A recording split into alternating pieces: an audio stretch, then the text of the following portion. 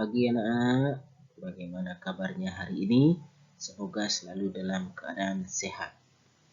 Hari ini kita masih belajar di tema satu indahnya kebersamaan. Kali ini Bapak akan memberikan materi tentang modal IPA KDS 3.6, yaitu tentang bunyi, bagaimana sifat-sifat bunyi dan jenis-jenis bunyi. Sebelum itu, mari kita simak materi berikut ini. Pernahkah anak-anak mendengar bunyi? Untuk mengetahui pengertian bunyi, suara apa saja yang pernah anak-anak dengar?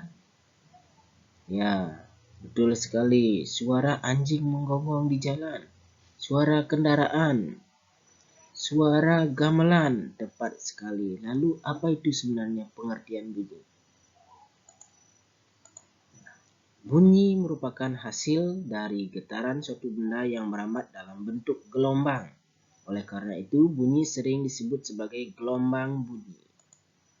Bunyi adalah segala sesuatu yang dapat didengar oleh telinga.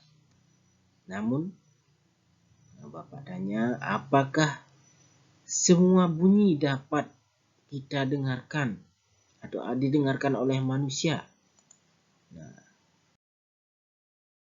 kira-kira bagaimana?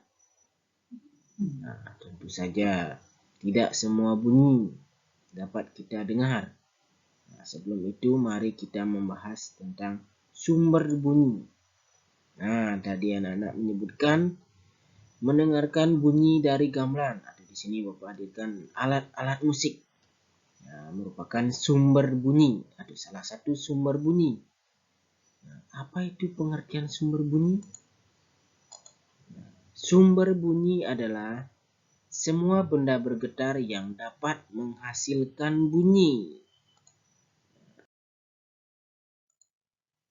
Nah, sekarang ke jenis-jenis bunyi.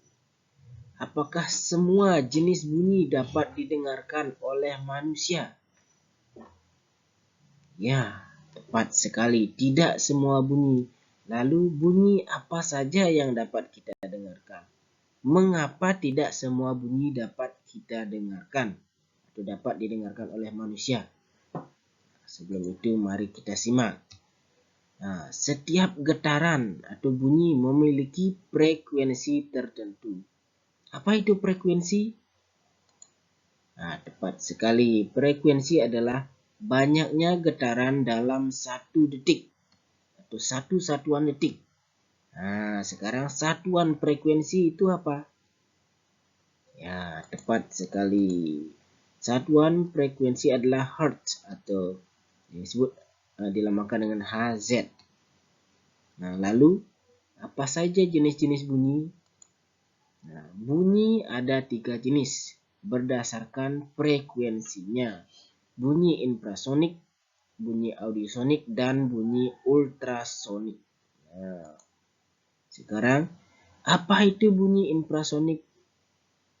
Makhluk apa saja atau siapa saja yang dapat mendengarkan bunyi infrasonik, bunyi audiosonik, dan bunyi ultrasonik? Nah, mari simak penjelasan Bapak berikut ini.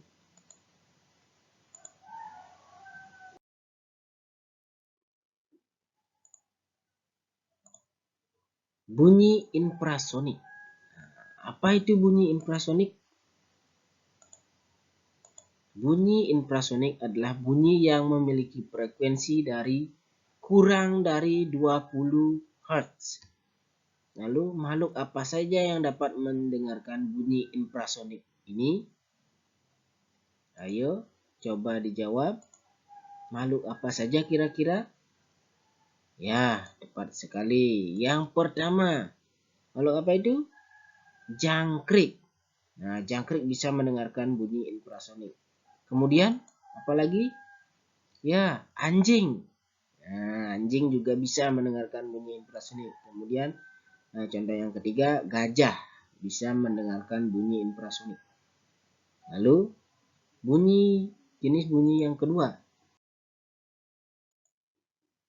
bunyi audiosonik. Nah, apa itu bunyi audiosonik?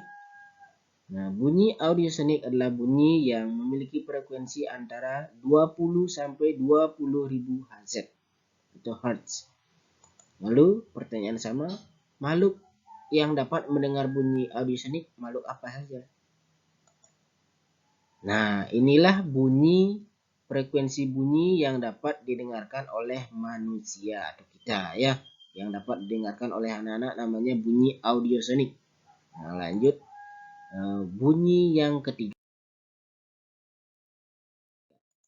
bunyi ultrasonik. Apa itu bunyi ultrasonik? Nah, bunyi ultrasonik adalah bunyi yang memiliki frekuensi lebih dari 20.000 Hz. Nah, lalu siapa saja yang dapat mendengarkan bunyi ultrasonik ini? Nah, tepat sekali, mungkin anak sudah pernah lihat binatangnya kelelawar. Pasti semua anak-anak tahu binatang kelelawar. Kemudian yang kedua, ini gambar apa? Ya, tepat sekali, ikan paus. Kemudian, ya, ikan lumba-lumba. Nah, itulah tiga jenis bunyi beserta frekuensi dan siapa atau makhluk yang dapat mendengarkan bunyi tersebut. Nah, lanjut ke materi berikutnya. Masih semangat anak-anak? Ya, tentang sifat-sifat bunyi. Yang pertama, kira-kira sifat bunyi. Nah, ini ada gambar bermain telepon, isi benang, isi kaleng. Ini permainan waktu masih kecil Bapak dulu. Nah, ini sifat bunyi yang pertama, bunyi dapat merambat. Kemudian yang kedua, bunyi dapat dipantulkan. Yang ketiga, bunyi dapat diredam. Kemudian masing-masing penjelasannya. Bunyi dapat merambat melalui benda padat. Benda padat tahu anak-anak seperti batu ya. Kemudian yang kedua, bunyi dapat merambat melalui benda cair. Air tentu saja dan cairan lainnya. Kemudian yang ketiga, bunyi dapat merambat melalui benda gas, ya, itu udara maksudnya. Yang kedua, bunyi dapat dipantulkan. Nah, di sini dipanggilkan jenis-jenis pemantulan bunyi. Nah, bunyi yang dapat memperkuat bunyi asli, contohnya ketika bernyanyi di kamar mandi. Suaranya kecil tapi besar, terdengar bagus, tapi tidak sebagus aslinya ya. Kemudian yang kedua, gema. Nah, jenis pemantulan bunyi gema adalah bunyi pantul yang terdengar setelah bunyi asli dikirim selesai. Kemudian yang ketiga, gaung. Apa itu gaung? Gaung adalah sebagian bunyi pantul yang terdengar bersamaan dengan bunyi asli. Nah, kira-kira paham sampai di sana ya anak-anak? Nah,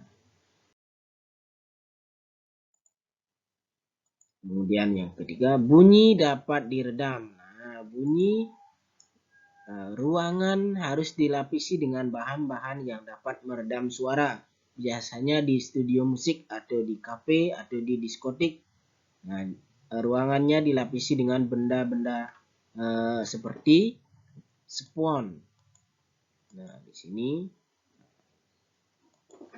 misalkan di studio musik atau di kafe atau bar, itu biasanya menggunakan dinding dilapisi dengan bahan-bahan yang mudah meredam bunyi. Nah, sampai di sana materi kita hari ini. Nah, semoga anak-anak tetap belajar, tetap semangat belajar, dan setelah ini Bapak akan berikan tes mengenai materi bunyi ya. Terima kasih dan tetap semangat belajar.